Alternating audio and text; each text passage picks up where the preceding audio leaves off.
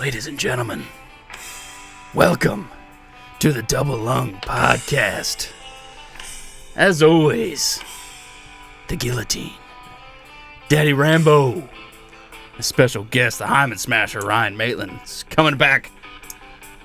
Welcome back. Beautiful. Beautiful. Mr. Maitland. How you doing, brother? It's been too long since we've had you on this on this podcast. As guest. It's great to be back. It's great to be up here, driving up all the farms on 5301. Weather's perfect. Couldn't ask for a better bow season eve. That's what I was just saying. God actually might not hate me. Yeah. Because this is fucking beautiful weather. Yeah. And we've had some 85, 90-degree weather the past couple weeks. So I was like, fuck, it's going to be hot. I think the low's like 58 tomorrow morning. Oh, it's going to be beautiful. My God.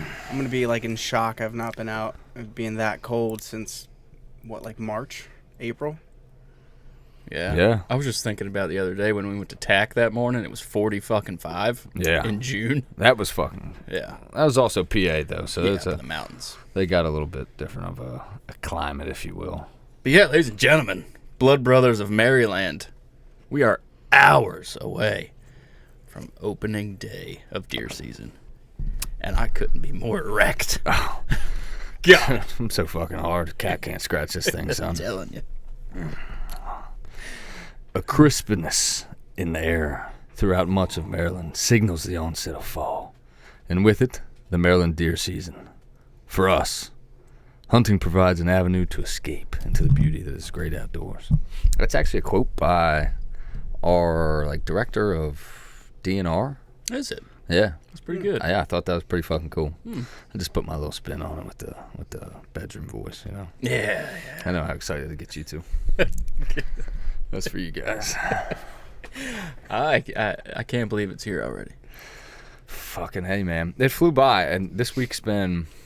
I thought it was really going to drag, but I've been super busy, so it actually kind of helped things pick up. Yeah, same here. Ryan, man. What, a lot's changed with you, man. Like this, since we've last had you on here, you've got a bunch of new hunting spots. You've got... You've played with the saddle. I have so many questions for you. I've had quite a journey since I've been on here last. It hasn't been that long, has it? When's the last time? No, So a couple months. Last time I got on here, and it must have been a sign because Seth was like, tell us about all your new hunting spots. And I was like, well, I really don't have any. And then all of a sudden, when it rains, it pours. So I was actually luckily able to get 2 private land hunting spots about 2 weeks before the season. And I could not be, I'm still learning how to do this podcast thing. I could not be any more excited. I feel like Ricky Bobby. I'm like, what do I do with my hands? I'm like, what do I do with my eyes? Yeah, just try to keep that mic right in front of your face. Just you know right. Just imagine it's a cock, but don't touch it. You can only gaze at it longingly. Yeah, but so I got 2 spots, and they're both awesome. I mean, they just provide me with options, and I've been extremely lucky to get them. Just happened to be right place, right time. But it's I spent all off season, I was scouting at least twice a week. I was going to public land, scouting, checking places out. So to have the good knowledge of that public land, and now to have 2 other spots, which I know both hold deer, they're both going to give me opportunities. It just really expands what I'm going to be able to do this season. Yeah, you're a real spoiled bitch, Ryan, you know? Yeah, but I took a year, so I've moved down to Lower Eastern Shore about a year and a half ago, and it went every conversation. You don't know how hard it is. Every conversation you have with somebody you just meet is, hey, how much land do you live on? Yeah. What do you do for fun? See, and if everybody did that, everybody would have private land to hunt on. Yeah. Maybe. Well, it opens up theoretically. That's what it's all about. You got to talk to fucking people. You got to network. If you don't have the money to buy your own fucking land, you're gonna have to network. You're gonna have to do something for it. You have to make it happen. I don't like people. So. No, I know. John is not a people person. No. Nah, I'm kind of in between. Depends, honestly. There's times where I just want to complete, you see someone in Walmart, and you just turn the other way. And there's other times where I'm going and saying what's up. It really depends on my mood. Nah, dog.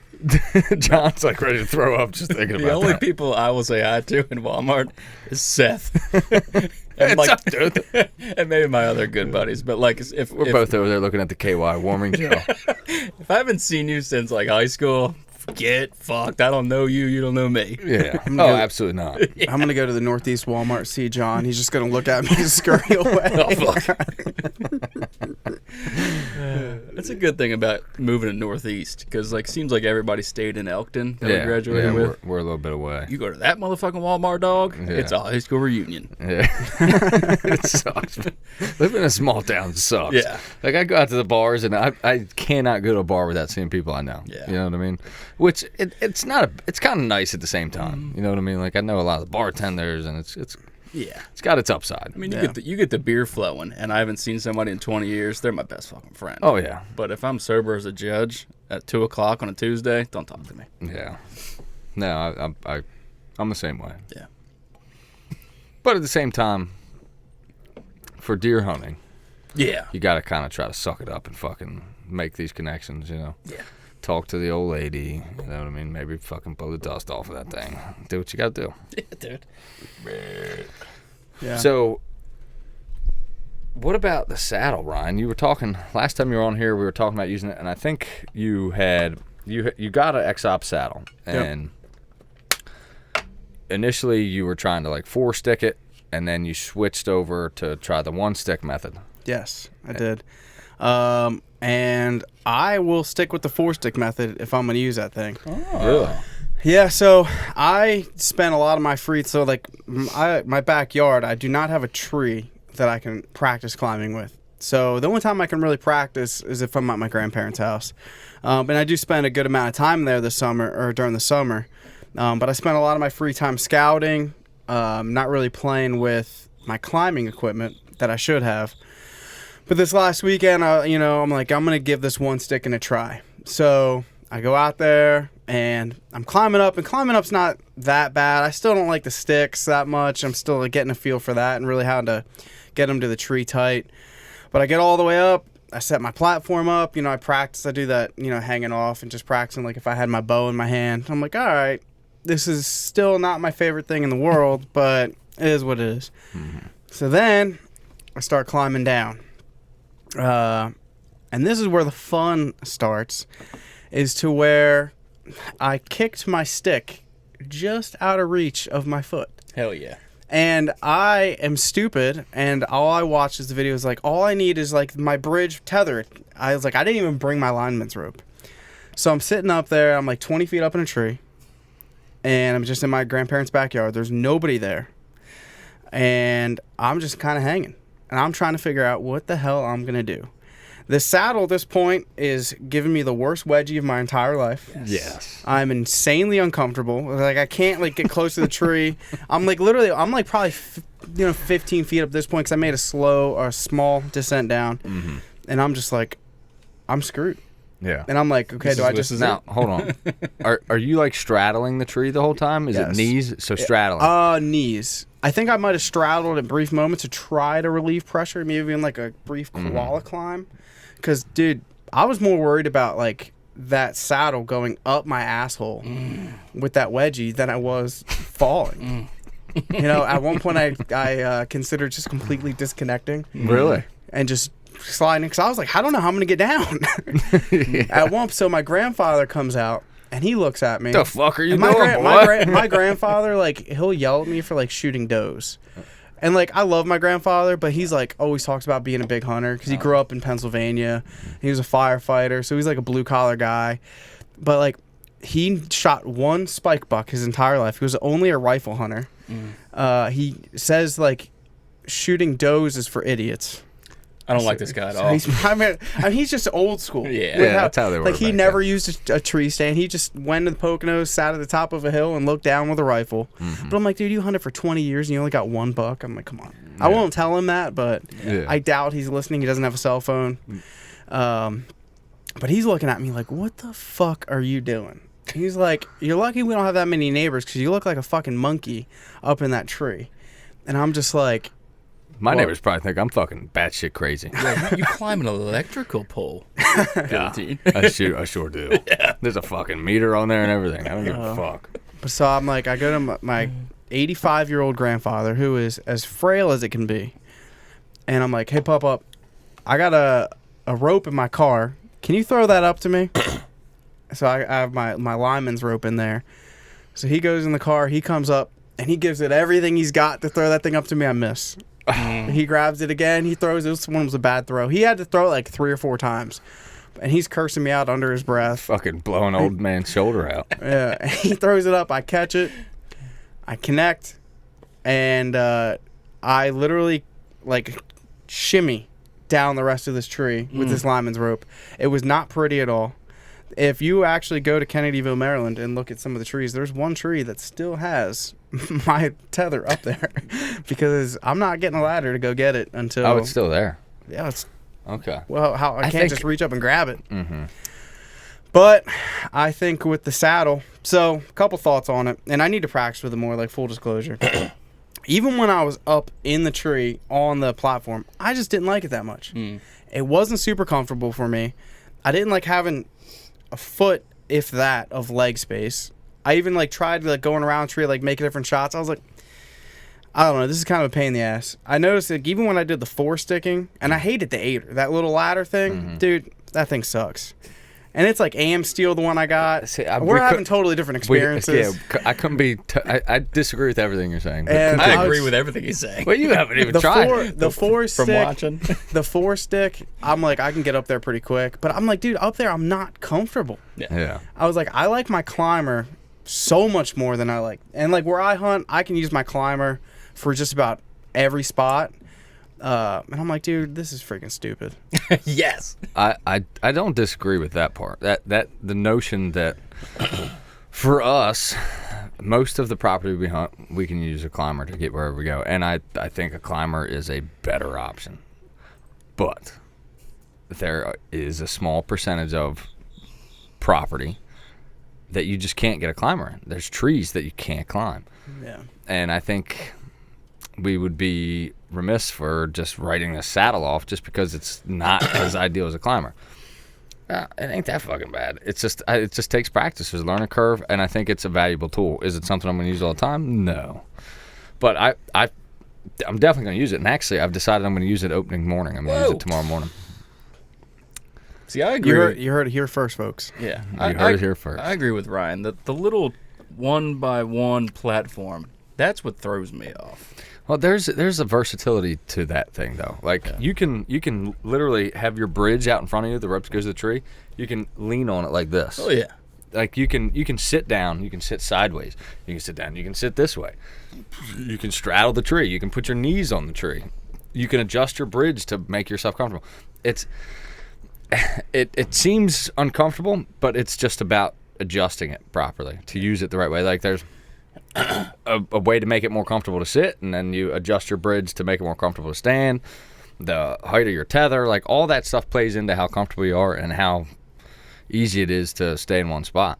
Yeah. I was gonna suggest maybe just make a bigger climb or a bigger platform, but then you can just hang a lock on. Yeah. Well, that's what I want to play. Like I'm like, because I'm thinking, what do I have to do to like get more versatile? Because I want to have that extra piece of equipment to hunt the places that I wouldn't be able to hunt with a climber. Or if like I go to Iowa, for example, like I'm not going to be able to. I'm not taking a climber to Iowa. Yeah. It's just the way that I'm not going to be able to find a good tree. There's a reason that those methods are so popular. And like a climber out in the Midwest is like nobody has one. Yeah. It's almost useless. And again, I don't know enough about like the topography or like exactly like But that's maybe the trees aren't as mature out there. That's the general sentiment that you hear from other hunters is that out west, the climbers aren't as viable as they are over here. Yeah. But so I'm almost like, I think I'd rather do a hang-on. Yeah, dog. Yeah. But and a hang-on is just as good. I mean, but you're not going to look as cool, man. Yeah. I wonder. Don't you want to look cool? I mean, I think with the saddle, the biggest thing I really think is the value in it is to be able to conceal yourself more. Yeah. To be able to, like, have the tree in front of you and your prey. I think that goes a long way because you know how often when you're looking for a spot in a climber, you don't want to be in that spot that's just completely wide open because then you can be easily seen unless you're going to go 30 feet up. Mm-hmm. To where you can find a spot that's okay and be 17 feet up, but have that tree in front of you and be just as well off. So tomorrow, speaking of the I don't know, I don't want to say versatility, but having it as an option. So where I'm going to hunt in the morning, I could take a climber in there, but I won't be able to get as high into. There's this perfect tree, and about 16, 17 feet up, it tees off. Climber, you're only getting 16, 17 feet up, and it's hanging out like right out there. You know what I mean? And you're going to be sitting out in the fucking open, pretty much. If you can get up a little bit, you got some backdrop and some cover and stuff, and you just can't do that with a climber. And that's why I decided to go with the saddle tomorrow morning. Yeah. Again, I think the saddle is a very valuable tool, and it's something I want to learn. Or we're just having an alternative climbing method. Like I would be uneasy about going into a spot that I didn't know with a climber, because even down the Eastern Shore, there's a lot of like places with trees I can climb. Like there's some swamps that you just can't. And the topography, like if you're looking at like an aerial map, like on Onyx, you can't tell. Yeah. So it would make me weary, where if I had a saddle or a hang on, I could make it work. No matter what. And I'm also, I have a question for you. Have you had to alter your shot at all? Like, is there a difference going from when you're standing on solid ground to shooting in the saddle? Yeah. Yeah, because you're leaning back, right? I noticed my accuracy decreases pretty significantly at 90 Left yards. and right? Yes. Yeah. At 90 yards? At 90 yards, Well, yeah. goddamn. Well, I mean, honestly, I don't notice it. Like, we had the target at 40 and 50, Kevin and I did, and I was shooting good, and we stretched it out to 90, and I was fucking all over that target. Like, I mean, I didn't have any, like, I can shoot a hell of a lot better on the ground. But then again, I've never shot 90 from my tree stand either. I think the farthest I've ever shot from my tree stand is like 40 or 50. Maybe 60. So, I don't know. But 100%, it is not as accurate as shooting from the ground. And what factors that could be? That could be wind. You know, your whole tree swaying as you're sitting in it. You know what I mean? It could be a lot of things. But, yeah, it could be just holding yourself steady. Because you're using a lot of muscles, like, when you're shooting like that in a different position. You know what I mean? I feel like you're using more, like, core muscle. Yeah. To stabilize. And, yeah, it's not as accurate, but under 50, it's no factor. Well, then it doesn't matter. The viable ranges, it doesn't matter. Yeah. But I will say it's at 90, I wasn't as accurate as I am. Well, it's a good thing we don't have to get up in the saddle at the Total Archery Challenge and shoot a fucking target. Yeah, because I'd shoot like shit. Let me tell you. Well, and I think with the saddle, and I think this might speak to my personality a little bit, where I've learned that I can definitely like gear in certain categories. Like with this Sitka system, I'm down that rabbit hole right now. So, how much you got into this Sitka? Do you have a total? People want to know. I only have about 1,000 into it, but I have a pretty big discount. Yeah. If it wasn't for the discount. I'd be up a creek without a paddle, yeah. But hey, the discount helps, and I've got a whole system. So it's like buy once, cry once. Yep. So that's very true. That was kind of my philosophy. I was like, I'm gonna buy all this stuff now, and then don't get me wrong. Like I was telling Seth, I'm like looking at stuff online. I'm like, I'd probably like to get that and like to get that, but there's nothing I need right now. If I get anything else, it's something I want. Yeah. I've got my whole system down, but I really enjoyed going down like that rabbit hole and learning like how like that gear works. You know, I was like telling Seth, I'm like looking at stuff now, and I'm not like, oh, it's just a base layer. I'm like, oh, well, that's a polyester nylon blend. Like, oh, I don't know about that, man. But with the saddle, and I think it's Seth's personality, to where he loves to tinker. And he loves to like constantly modify his gear, where I like to get something I know that works for me and roll with it, where the saddle really caters to, you can really customize it to your own setup, and you can constantly tinker with it and modify. And I think that just gets you going to where you're like, oh, I'm doing this. Well, I wonder how this works. Like you're talking, you're rappelling now, and you're doing this and doing that. So now, not every we could all be saddle hunters, tried and true saddle hunters. All three of our setups are going to be totally different based off our hunting styles and our personalities. Yep. Which I have a climber, John has a climber. There's not much differences in our climber. Yeah, pretty much. Yeah. I mean, I agree with that, absolutely. I love tinkering with shit, and it's fun to me to change it up and try to, make it as efficient as possible. You know what I mean? I'm like that, and I'll do that with stuff, and then I almost get bored with it. You know what I mean? Like when I make it too good and it functions too well, I'm like, oh, this isn't fun anymore. I want it harder. You know what I mean? I don't see myself ever getting a saddle, to be honest with you. Well, I mean, it's not for everybody. And John, you're like, I don't think it's your style. I really don't. I don't think it is either. You like the fucking the climber, and you're a fucking madman with that thing. That's what we got to do, a video where we race. Oh man. Oh. And you John, don't want to smoke. You're gonna smoke me. I know, but I still think we should do it. Yeah. Climb up to 20 feet, and then climb down. See, that's Son. where I'm gonna have the edge on you though, because You I can think? rappel Oh. You gotta do climb up to 20 feet and down, pull your bow up, take a shot on target at 20 yards, and then get down, and then put your bow down and climb down. see who can do it faster. See, you're gonna smoke me on the way up. I think I'm gonna be on the ground sipping some coffee while Yeah. you're still shooting your damn bow. You know what I think, John? I think I'm gonna shoot you out of your goddamn tree stand when I get to the ground 10 minutes before you.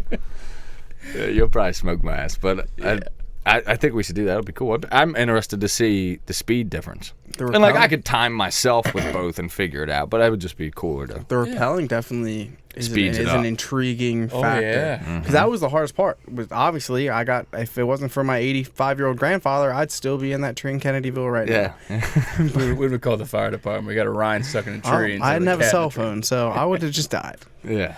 Oh, Yeah, his phone was broke at the time. oh yeah. Yeah, I would have been dead. Your grandfather would have came out there. What the fuck? The best part was I got down, and I was like, "Hey, I was a little stuck up there." I was like, "Thank you." He's like, "If I knew you were stuck up there, I would not have given you that rope."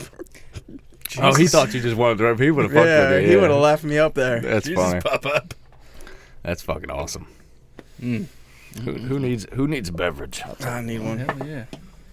Well, we have a little break. Thanks to my lovely girlfriend for this brand new buck knife, dude. Oh my god. Fucking thing's sick. It is. What's this say this is? It's the Skinner knife.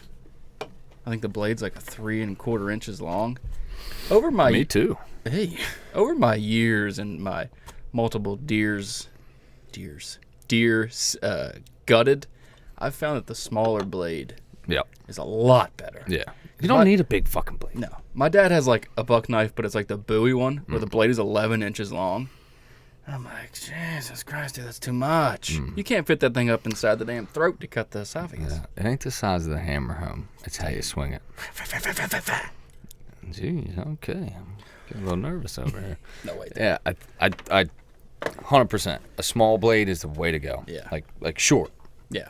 And I have a small blade, but I have a collapsible blade. I'm not a fan of those, They dog. get all gunked up and fucking fold them up, and there's hair and fat. And if you unfold it, you don't know if the little lock went in. So you get up inside the fucking rib cage and you cut your finger off. Yeah. Nah, dog.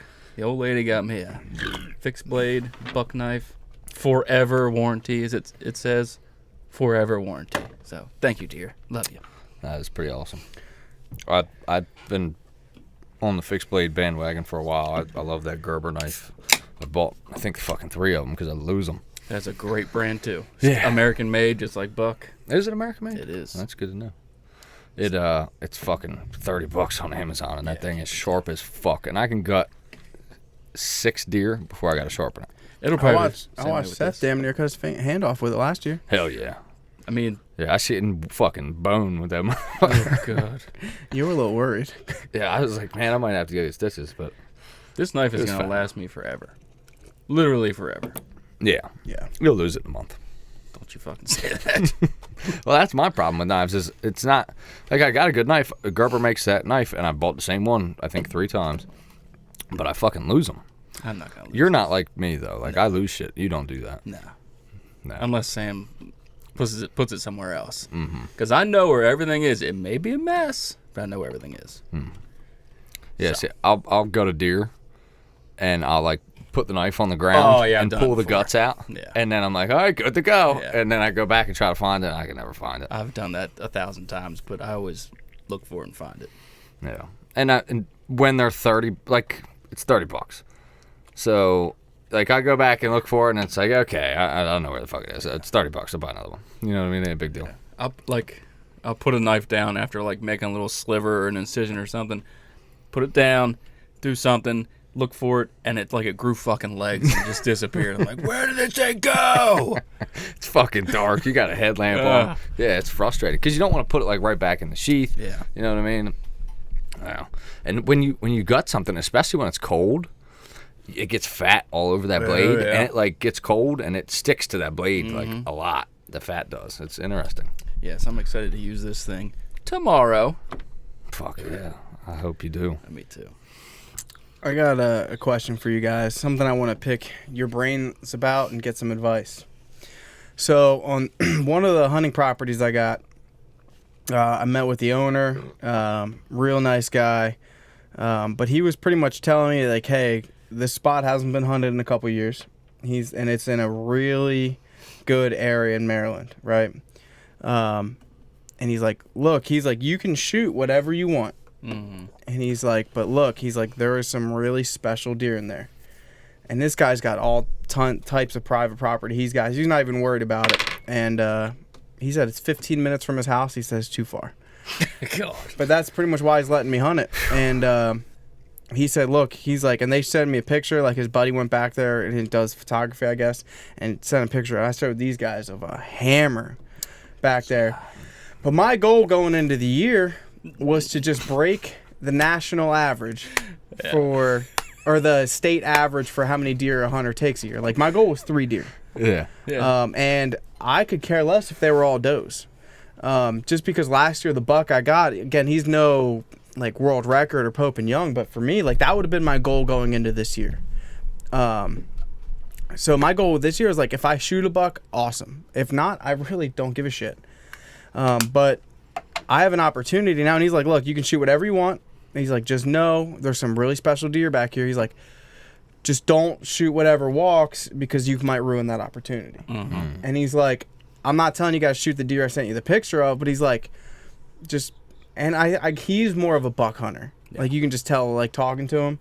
But I'm like, so I've almost like jumped ahead of my timeline to where I'm now trying to hunt a mature buck. Yeah. And I've got opportunities to shoot does. He said he's going to take me out rifle hunting and shoot does. He's like, look, don't shoot a doe. He's like, during rifle season, he's like, I've got spots. I will get you at least a doe every morning. And he's like, so like, wait for the bucks. But he's got a couple stands set up. So I am in a predicament where all the research I did all year was about how to freaking shoot does. And now it's like, okay, I've got to let does walk. I've got to let the deer I shot last year walk. I've never been in a position where I'm hunting a mature buck to put on my wall. Yeah. What advice would you guys give me? How should I change my strategy to do that? Like I really tell you right now. Don't know. You know how you do it? How do I do it? You have me come down there. You come up here. I think you're too young in your hunting career to learn right now how to let a deer walk. It's gonna suck. Yeah. I know. I'm terrified. I told him, I'm like, man, dude, a couple does walk right past. Not even that, like a little 110-inch 8-pointer. It's a nice deer. That's a nice fucking buck. But he told me, he's like, if you shoot something like that, he's like, I'm not going to be mad at you. Yeah. He's like, if it's a trophy to you, he's like, I just don't want you to shoot a spike buck or a 4 or like even like a small 8. And he's like, because you're just blowing the opportunity for yourself. And not only that, and he's saying like, oh, if you want to shoot that, that's fine. But in the back of his head, he's probably thinking like, if this guy comes in here and shoots a fucking 6-pointer, I'm not letting him hunt next year. Yeah. And that's something you should be aware of too. Yeah. Like if I was you, I would 100% do whatever he advised me to do. Yeah. Even if he was like, you do what you want, but like, well, do what he says. Well, that's what he told me. He's like, dude, if you want to shoot a doe, he's like, shoot it in January. Yeah. Yes. That's what you should do. And I'm not the fucking guy to talk to about killing big bucks, but if it were me, man, like the only advice I could really give you is like that, like, because I've shot a lot of small bucks, so it's gonna be really tough. Because like as I was learning to hunt, like the first like 5 years, that's when I was mostly shooting like small bucks. You know what I mean? And it was brown, it was down. Yeah, like, oh, there's a nice 6 dead. You know what I mean? That's like, exactly what my philosophy going into this year was. Exactly. And I can't, it's hard for me to put myself back in that place and be like, and let those deer walk, because I wouldn't want to. Yeah. And that's going to be tough. But I think he makes a great point. And who knows what kind of deer we missed because we did that By shooting a spike. by shooting those little deer. You know what I mean? And so you got to keep that in mind. And hey, man, if you want the fast track to success, do what the guys who are very successful do. And what do they all do? They let those deer walk. They let those 6s walk. They let those little 8s walk. And I think that's great advice. I think that's what you got to do. You got to adhere to it. And I think it's really fucked up that when deer season opens, it's almost like the worst time to shoot does. Yes. Tactically. Like, if you're trying to kill a buck, you really don't want to shoot does then. But we've waited fucking 6 months for this. Seven months for this. I just want to shoot a goddamn deer. Yeah. You know what I mean? So, but that's the fucking game we play, dude. And it's like, so it comes back to discipline and fucking having that grit and determination of setting your mind to something and sticking to it. And I've had trouble with that. John's had trouble with that. Because we get a fucking Boone and Crockett doe walking from us. And I'm like, oh, my fucking pants grow a few inches. And I can't help myself. Yeah, it's... But I'm going to have a fat doe come at 10 yards, and I might die inside. Does this guy have trail camera pics? Like, can he show you specific bucks that you can, like... He does recognize not. He's very old school in how he hunts. And I asked him about trail cams. Like, yeah, you can set them up. But he's like, most guys that set up trail cams, he's like, they don't get the deer. All they get is pictures of the deer. And he's like, look at this deer I got. And he's like, well, that's all I got is a picture of it. So he's old school in that train of thought. But I mean, all I have is his word outside of that picture. But I walked into this guy's house, and he had, I kid you not, at least 12 to 15 around his living room. Oh my God. Pope and Young, quality bucks, just around. And I mean, this guy, like, he's got that. He's got no reason to lie. I literally said in the text message to him, "Hey man, I just want a spot to shoot does." So he's got no. He's like, "Oh yeah, we got does." Like, he's got no reason to lie to me. And he's been hunting in that area. His family. He said his family's been there since like 1650. Jesus. In that area. God damn. Yeah. That's a thick bloodline. That number might be off if that's before we came to this area, but I don't remember the exact. We were here I don't remember the exact year, but his family's been in that area since like the 1600s. So he's got like a ton of connections. But like, he's got no reason to lie to me. So it's like, I don't know. So like the buck you shot last year, I'm almost like setting that as like my bar. Like, if that walks like a nice typical 8-point buck walks by, that's, well, I mean, there's a difference between a nice 8 and a nice 8. yeah, but that's if I'm in the stand, am I gonna, in the real time decision, am I gonna be able to make that? I don't think I will. And it's good. No, you won't. And it's really hard to tell from the stand. Like, there's an 8-pointer right there who today I wouldn't shoot, but I got an 8-pointer upstairs who I would shoot right fucking now if he walked through the door. Yeah. But like I said, he doesn't have in the fucking head. he doesn't have pictures, but I mean, he said it's a great spot. He's hunted it a lot in the past, and he just knows the quality of deer that are in that area. I mean, down in that area, there's nothing. Yeah. It's cornfields and soybean. There's no cities. So if they're going to have a monster deer, it's down there. Yeah. I mean, and like you said, I mean, that picture he's got is fucking, it's a beautiful picture. yeah. I mean, I've got some spots. That's what I really like about this other private land spot I've got, is I can shoot does there. And these public land spots that I have, I can shoot does there.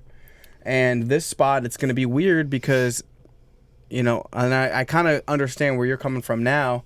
To where last year in the quarry, you were like, the wind's not perfect, I'm not going. Wind's not perfect, I'm not going. Or now I'm like, this spot, if the wind's not perfect, I'm not going. Yeah, you can blow that thing up. Yeah. Which is just a very weird position for me to be in. Because I'm used to last year with public land, it was straight up a war of attrition. Just go. I felt like every day I wasn't in there was the day. It got worse every day. Yep.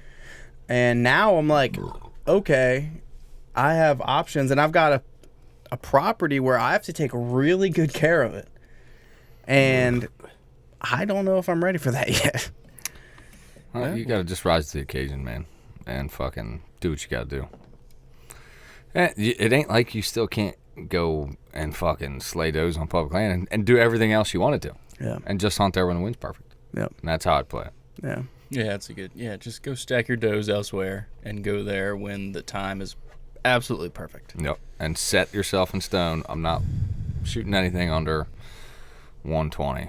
I'm not shooting anything that's inside the ears. That's a good gauge. Yeah, that's a good gauge. Yeah. Because if they're outside the ears and they got, well, it's hard to say really, but if they got like some decent mass, they're outside the ears, they're probably a fucking 120-inch deer. Yeah. And that's what I want to do. Yeah. God, that's all I want. I got Big Boy on camera, so I'm hoping tomorrow night I'm gonna go there. It's gonna be a great year for all of us. I feel the same way. I'm extremely, in the last 3 weeks, I've just been extremely optimistic, extremely excited. You know, I'm just ready. I'm ready. We got so many opportunities ahead of all of us. I mean, Fucking. how many hours are we away right now? Time is it? 8:20. So we got 10 hours. Yep. No, 10 hours 9 hours. till 6 a.m. Yeah, That's about 9 hours. 9.5. Yeah. We're gonna be out there soon. Yeah. That's what matters. And I'm shooting the first fucking doe that walks by. I wish I could. Big Boy went through 2 hours ago. Hopefully he comes back through when I'm there. Now, what are you gonna do if that other buck shows up? Who's a nice 8? A nice 8. Yeah. Like he's probably. What do you think he is? 130 inches? Nah. 120? Yeah. That's a nice fucking deer. Yeah. Now he shows up. You gonna let it fly? Yeah. Yeah. Yeah. Yeah. Especially with Big Boy coming through the fence Yeah. 2 hours ago. I'm going to have to let it fly. But you realize if you do, he's gone. What? Big Boy. Because he ain't sticking around till muzzleloader. I mean, maybe. I don't know. I don't know. This other Big 8, man, I don't fucking know. It's going to be a game time decision. Yeah. But that Big 8, he's been clockwork every single morning within like a 15-minute period. So. Really? So he's almost guaranteed to be there. Yeah. Do you have good wind tomorrow? It's okay wind. It's okay wind till 9. I'm gonna shoot him before he knows I'm there. Yeah. If he takes about 4 more steps, he's gonna know I'm there. But the thing with the quarry is like, and maybe I'm just trying to tell myself this, like there's always people there. There's always human scent blowing into the woods. So they're always smelling human scent. And a guy 3 hours ago went through on his 0 turn and was mowing the trails. Yeah. So I'm hoping maybe that plays in my advantage. I think it does. I think it does as well. Yeah. But I also think that they can recognize patterns. They pattern us. Yes, of course. And they know, okay, this guy's mowing the lawn, that's normal. But have a guy there at last light that might make them come on a little Or edge. they know this guy's 120 yards away. Whoa, hang on a second. That smells awfully strong. This guy's 30 yards away. Mm-hmm. Yeah, no, I've that's in my memory as well. But Just being in their bubble. yeah, I got to roll the dice. Yeah, I mean, now's the time to be aggressive. If Yeah. you're gonna do it, now's the time to do it. If he doesn't come by tomorrow morning and tomorrow afternoon, Big 8's getting shish kebabbed Saturday morning, or maybe tomorrow morning. It's a game time decision. As I have my release clipped on the D loop, that is when I will make that decision. Yeah. Speaking of releases, Yeah. I bought the goat. Hey! Today? Yeah, I bought it. I got it on Archery Exchange Facebook page, $200. Okay. Not a bad deal. Now, what makes you want the goat? The fact that it can be a hinge and a thumb button. Are you you- you just and the- replaced a little dowel pin, right? Yep. Yeah. Are Oh, you dude, worried at all? And a true ball makes a great release, and I've never actually held it, so I have no idea. But I worry about a release that does both, being a jack of all trades, master of Master of none. none, yeah. Oh, yeah, that occurred to me. But my thumb button is once again taking a It's shit. a piece of shit. It's What's your fucking, thumb button? It's chopping my D-loop up. The caliper, it's a caliper.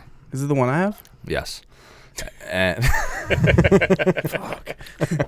so the thing about the caliper releases is, and this is something I don't think we've discussed before, No, we haven't. but a caliper release, which most wristies are, not all of them, John's isn't. The caliper releases, the problem with them is if that jaw doesn't close all the way super tight, guess what it does? It pinches your D-loop, and it'll fuck your D-loop up once that thing stops closing right. And you shoot a release enough, you're going to have those issues. And this will be the second. I actually sent it back to True Ball because it was chopping my D-loops up. Had them fix it, send it back, and now it's doing it again. Even then, even releasing that release, those calipers coming apart, I'm sure there's some drag on that D-loop. Oh, absolutely. There has to be. Yeah. So a caliper is, in my mind, less than ideal. And the goat is not a caliper. Sear. It's a It's sear. a little hook. And with my wristy, it is a sear. I have never chopped up a D-loop. No. No. In three or 4 years. It's machine smooth metal. It rolls off of it. Yeah. As to a caliper is sharp clasps, jaws. You know what I mean? And so that alone is like, okay, this thing's got to be better than my thumb button just because it's a sear. Yeah. I mean, it's a premium release, and at the same time, like True Ball makes a great release. There's something to be said about a release that you can practice with as a hinge and go immediately into a thumb button, like with the same anchor point, same feel. That's why I like it. I I didn't even mean, think about that. I'm gonna shoot it as a hinge all the time unless I'm hunting, and I switch to a thumb button. That's a really good point. Anchor points are exactly the same. That's what sold it to me. And once I heard about that, you told me about it, and I was like, "Holy shit, that's perfect!" Because that's what I do now. Except I shoot my hinge, and then I use my thumb button when I hunt. Wow. Well, how about having the same exact mold in your hand, the same exact anchor points, everything identical, and you can switch to a thumb button. And I'm going to execute the same way, except I'm going to have that urgency that comes with a thumb button as opposed to a hinge, which you can't just fire. You know what I mean? it's almost like the perfect thing It is. for bow hunting. And And I looked it up. I looked up reviews, like guys on Reddit talking about it, and dude, nothing but good stuff. Not one bad thing about it. But then it's like, why are you selling it Yeah, then? a couple of them have gone up for sale the That's past couple that's days. 2 in the past month on that page. I think for some people, like, you pick up a hinge release or you pick up a more technical release, which that's what it is. Yeah. And they just don't want to deal with it. Like, Yeah. there's a learning curve that goes with that. There's an uncertainty that goes with that. I think once it's like, what is it, like, easy to learn, hard to master? Yes. Like, I think a wristy's like that. Like, and I think the thumb button's like hard to learn. I don't know if it's Easier easy to to master, but like, there's a learning curve. Like, you have to get better at it. Where people might pick it up and be like, oh, what the is this? Yeah. And then they get rid of it. Sounds familiar. Yeah. Well, or shoot it through your release. Who you looking at? No, I 100% agree with you. That is the principle of the hinge, and a lot of things. Is it tough to get used to? Hell yeah, man. But once you do and you master it, I feel like it is awesome. Yeah. But like a wristy is super easy. You can pick that thing up and give it to a fucking 9-year-old and Yep. they can execute just fine. But really getting good with that wristy is fucking hard, and a lot of people can't do it. Can't. Like not even they just can't. But I mean, the difference between like a good release and like a Oh, god damn it, Ryan. how much stuff you got jammed in there? A lot. God. All right, saved it. When I went to go sight my bow in at the archery shop, that's how I learned about the goat. And I'm shooting the same true ball, Hunter Pro, whatever the hell it is, $100 release, thumb button. And the guy's like, give this release a shot. And I forget exactly what it was, but I was like, I don't even know if I should hold this thing. And I went to shoot it, and I pulled it back, and you could just tell that difference, right? It's like going from a bare entry-level bow, like you were talking about in the last podcast, an entry-level bow to that flagship. When you pull that thing back and you shoot it so smooth, you're like, holy shit. Yeah. Like, the difference between the two releases was amazing. He's like, look, that's the difference between a $100 release and a $300 release. And it's crazy, but I mean, getting a good release is huge. Yeah. Like, Yeah. And that's something that I thought about in purchasing this, because it's like, man, it's a big investment. You know what I mean? A couple $100. But I look at my bow and I'm like, I got fucking $2,500 on this fucking thing, and I'm shooting a $100 thumb button release behind it. It's like, yeah. and the podcast before, we were just talking about the single most important things, the 3 most important things on your bow, and the release was number 1. Yeah. And it's like, well, why not I've got this fucking dope-ass sight. I got about the best drop-away rest I could want. I mean, the Hamskys are nice, but that's a whole other subject. Yeah. But I'm shooting I don't want to say like low-grade, but not top-end release. It's like, why not have a fucking top-end release, too? Yep. Yeah. But then again, there's buying that $300 release and not knowing how to use it. And we know people who have bought just an absurd release, not know what the fuck they're doing. Yeah. Well, that's a thing, too. I mean, but once you have it, then you have the capability of learning if you can submit yourself to that process. It's like anything. You can't buy a $300 release and expect it to make you a better archer if you don't know how to shoot. Yeah. I'm not going to jump in a Lamborghini and be a fucking race not car Dale driver. Earnhardt. Yeah, I can't drive like that. But if you can shoot and then you upgrade your equipment, you're gonna shoot better. Yeah. But it's not gonna make you go to be a great archer right off the bat. Just that. See, now you guys got me wanting to buy a new fucking release. See, I took it different. I've gone through the gamut of releases this year. Yeah. To where I got a premium release, loved it, and then God damn. Getting the early season issues out of the way. Getting that early season rough. Where's the corn? I gotta drink myself to sleep tonight because I'm with you, bro. I'm fucking with you. I slept 2 hours last night, and I still feel like I'm gonna have a hard time sleeping. I thought you would need a nap. Are you gonna take a nap? Didn't have time. Yeah. Too fucking busy. I ain't got time for that shit. I'll sleep when I'm dead. Fuck yeah, Holmes. You know, I'm a coxman and a woodsman. Those are just my passions. I'm just a Coxman, woodsman, sexual athlete. Sexual I'm athlete. just a woodsman.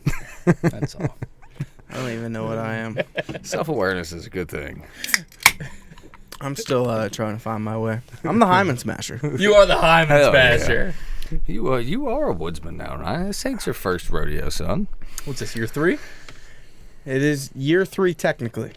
Hell yeah. I always put an asterisk on year 1.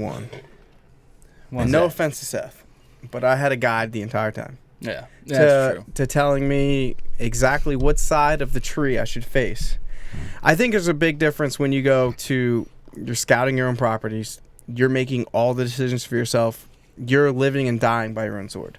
You've come a long way in just 3 short years, though. Mm-hmm. I love doing this. Like it's weird because I feel like it's weird sitting next to you guys who are like lifelong hunters, and I'm in year 3, but I almost feel like I shouldn't be up here. But at the same time, it's like I love this. Yeah. Out of all the passions I have, this is the one thing that instantly it just grabbed me. Mm-hmm. And I don't know. It's just it's had a hold on me unlike anything else, and I think I've learned a lot, but still so much to learn. See, that's what gets me though. Is it's not about the time you've got under your belt or how many deer you've killed or how many fucking trees you can identify, or what it's about is that right there, passion. Yeah. You love this shit. John loves this shit. I love this shit. We live for this shit. I was listening to Fred Bear in my work truck today. Oh my God, yeah. And Just I'm getting thinking chills about it. right now. Just thinking about tomorrow coming, man. And that song came on, and dude, I just got fired up, man. And that is what people who don't hunt. If you ain't living life behind a peep sight, you ain't living right. I don't know who said that, but God damn it, boy, that's the truth. Like, you don't know what you're missing if you're not getting out there and you're doing this. And it is the single best avenue into enjoying the great outdoors. Like, and this country has the most beautiful habitat. Like, I mean, you can go all over the world and not find shit like you can find right here in the U.S. I mean, just beautiful country we live in here. God bless the USA. And getting out there, and we've talked about before, like camping as opposed to hunting, going out there with a purpose, you know what I mean, as opposed to like you can go out there and enjoy the great outdoors and you can go hiking and go camping and just be out there, but when you're out there with like a purpose, man, it brings a new clarity to it, and it makes you dive into it in a way that you wouldn't otherwise. It makes you want to understand the land intimately. I want to understand the foliage, the trees, the things that these animals are eating. I want to know everything about these deer. I want to know about their patterns, their movements, their lifestyle, like everything. And that is a true connection to nature that you can't get anywhere else. Yep. Yeah. And that's Well something said. that I think is lacking in our country right now. I think we need more of that. Just being connected to the world around us. To nature, man. Like it's a beautiful thing. I'm a fucking hippie, whatever. Dude. Eat some fucking mushrooms. I've you know? been hunting 25 plus years, and the fire it's bigger than it ever has been. It's never been hotter. It's never been hotter. The fire never goes away for this shit. As long as you're passionate about it, the fire never goes away. I mean, I can't say that for 50-some year olds, 60-some year olds, Yeah. but as of right now at 32, it's never been bigger. No. No. And during the off season, you got those embers and shit, and then you go upstairs and you look at your fucking trophies, and the embers burn hotter. Son, my fucking flame is just Roaring. right fucking now, because we have hours. Fucking hours. God. Yeah, and that's like Fred Bear, man. He's stoking that fire. He's just That's fucking. it, You know baby. what I mean? Like Ted Nugent, Fred Bear. If you didn't know what I was referencing, that's Listen to that song. listen to that song. And If if you don't haven't, like it, go fuck yourself. you're a fucking maniac. Get fucked. Yeah. Oh man, and it's this day. Tomorrow is the day that I look forward to most out of my entire year. Yeah. Which is, you can call it whatever you want. You might call that pathetic. You might call that, to us we get it, but to someone else to the uninitiated, to those who aren't on this path, they might see it as like, what? This is the day you look forward to most of the year? Yeah. 100%. Yes, it is. Like to us, and Ryan said it time and time again, it is the equivalent of when you're 9 years old and it's Christmas Eve and you're putting cookies out for Santa.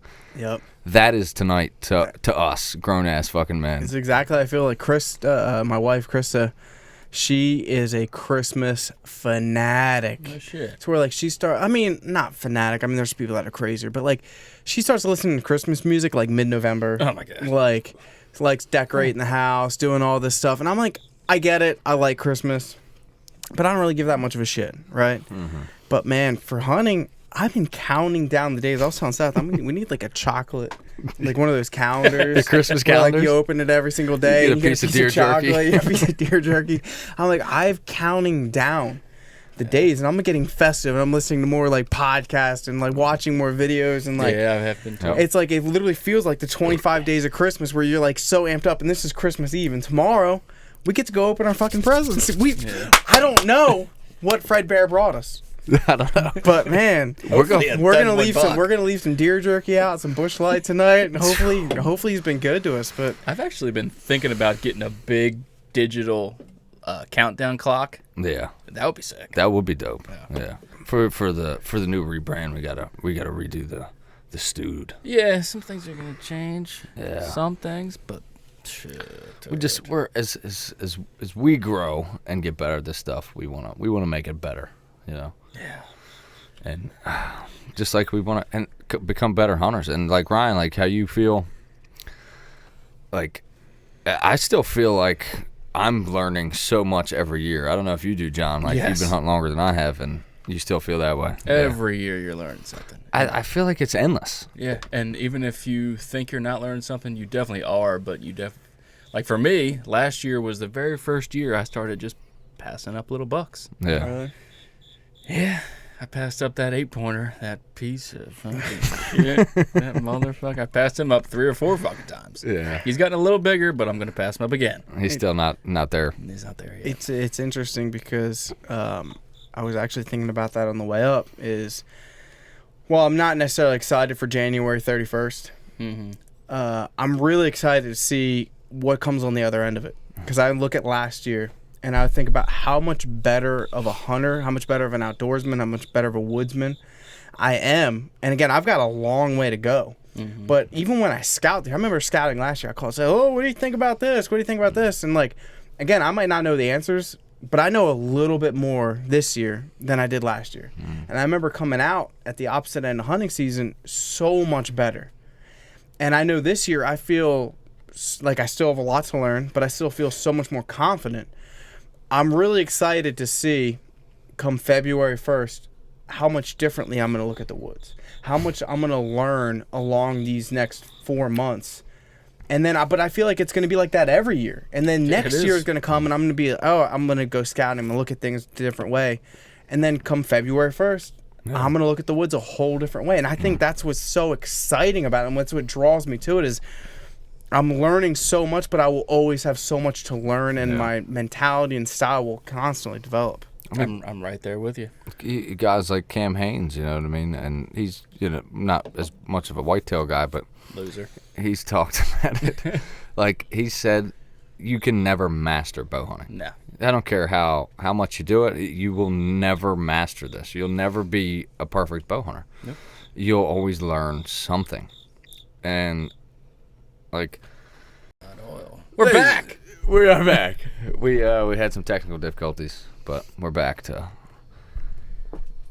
penetrate your ears. My God. With this beautiful deer hunting content that we provide here at the Double Lung podcast.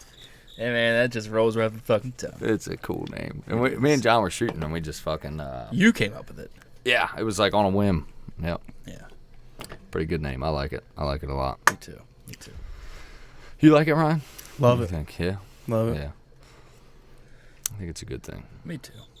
I mean, we've been pondering on it for, like you said, A year. Yeah. Well, initially it started out where you were like, you didn't like the deers part. You're like, it makes us sound like fucking idiots. Yeah, it's beers and deers. Yeah. And, it's been good to us. Of I know. course. And I do like the name. I think it's a good thing. Yeah, it's a great thing. So yeah, fellas, you know what September is? It's a hunter's moon. I know that. Well, but September is Hunter Tree Stand Safety Month. Ooh. Don't like that. So, just be sure to wear your motherfucking safety vest, safety harness. Don't modify your equipment. Wear it as it was intended. That too. How high up the tree do you attach your harness or your tether? I like to be able to sit down comfortably, but I don't want it too slack. I mean, do you do it like as soon as you leave the ground? You tie that thing up around the tree and then climb up with you? If I'm in my climber, yeah. Really? Do you really? So as soon as you get in your climber, you're tethered. Yes. So I normally do like 10 feet. Yeah, me too. Dog. You still snap an ankle, snap a leg, fucking tear your ACL. I hear you, but I feel like I'm a hard to kill motherfucker, dude. If I die from a 10-foot fall, I fuck off. It's not happening. I'd be surprised if I even hurt myself. Maybe it's arrogance and it's stupidity, whatever. I'm fucking 30 years old. I'm in great shape. I'm not worried about it. Most falls are from ascend and descend. Mm-hmm. I tie off once I'm like Ryan. Once I get it like 10 feet up, I'll tether. 10 feet, I feel like I'm okay. Like, if I fall, I can figure something out. Anything more than that, I'm like, eh. Nah, dog. Yeah. From fucking What about climbing down? Do you want to tether right away, or do you wait till you're all the way down to... climbing down, I don't tether.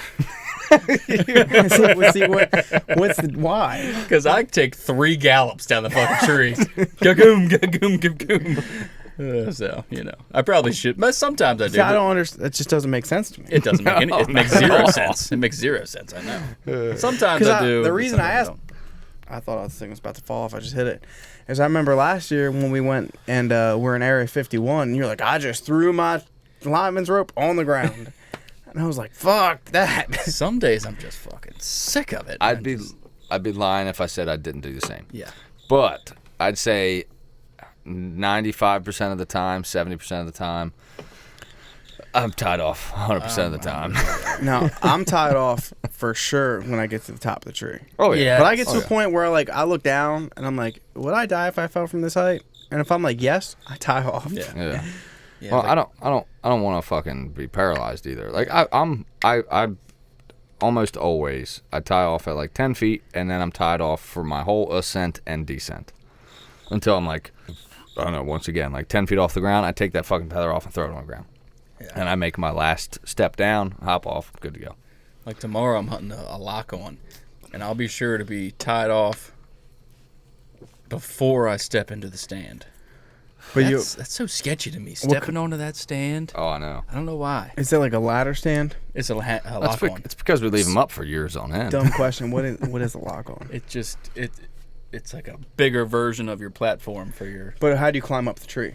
sticks. Sticks. Like the one I hung with you. Okay, those are sketchy as fuck. Why?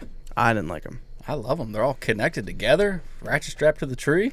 Yours were not connected together. Yeah, well. Were they? Mm-hmm. I didn't like it. They snap together. They got little some kind of, I don't even know what the hell they're called. Cotter pin. Cotter type deal. pins, yes. It's not a cotter pin. It's got that little snap that goes around. This guy at the property I have permission to hunt. He's like, I don't know why you would take a portable stand. He's like, I got 2 stands set up for you, but do whatever you want. He's got a stand set up. It's like a I don't know. It's a tripod stand, I guess you'd say. Mm-hmm. And I'm like, I got up in that thing. And I'm like, dude, this thing's freaking badass for bow hunting. And then he's got another stand set up, and I got up and I started climbing up. I'm like, fuck this, dude. I'm using my climber. I'm not using this. This thing's going to fall. hunted out of a tripod before. Wasn't mine, but I hunted out of it. And you missed a big old buck, didn't you? Missed a big old bucket. Yeah, see, that was karma there. Yep, that's what I get. But it was an abandoned stand. That guy didn't hunt anymore. He just left it out there. It's all rusty and shit. Yeah, the fact that it wasn't in my area was irrelevant. He's not hunting over here. Fuck. Fuck you, dude. I was so sketched out when I first started climbing trees. Oh, I know. And now I feel a lot better about it. Yeah. Now you're golden. Now I'm good. I think that might be one of my hesitations towards the saddle, not to go back to that. I don't know if I trust it. Yeah. It's where I can't relax. It's an alien. That's the word I was about to use. It is a very alien feeling when you are literally standing 30 feet up and you just lean back on a rope. That, and it's a cheap-ass saddle that I've modified the fuck out of. Yeah. From the Guillotines video. So I'm just like, if I die here, I put a disclaimer on that video. I don't know. Your own risk, dude. You're on your own. Dude. Oh. Yeah, but honestly, the modifications that we made it's perfectly safe. It's fine. Yeah, it doesn't fuck with the I'm not integrity. endorsing it. Don't fucking try to sue us. I'm not saying do it, but I feel confident in it that it is safe for me. You didn't fuck with the structural integrity of it. No, it's fine, and it's golden. Honestly, I like it. We're gonna find out tomorrow how it performs because. Are you nervous at all about using it tomorrow morning? A little bit, because I feel like I'm doing something that's relatively foreign to me because I'm by no means proficient at one sticking or rappelling, and I'm doing it I'm doing it in a hunt when I haven't hunted in over 6 months.